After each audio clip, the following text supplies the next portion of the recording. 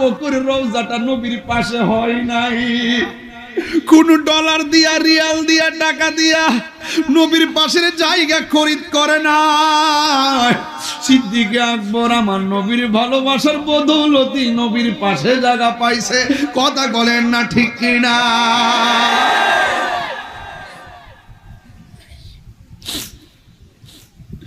আবু বকর ডাক দিয়া কয়, মা বলো না আমার নবী কেমন আছে? ওই মুহূর্তে কই, বাবা তুমি মনে হয় গলাটা শুকায় গেছে, একটু পানি পান করো, আরাম লাগবো, অনেকক্ষণ ধরে খাও না, একটু পানি পান করো।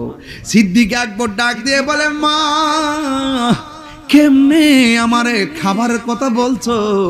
যতক্ষণ আমি নবীরে চোখে দেখব না ততক্ষণ আমার মুখে খাবার দিব।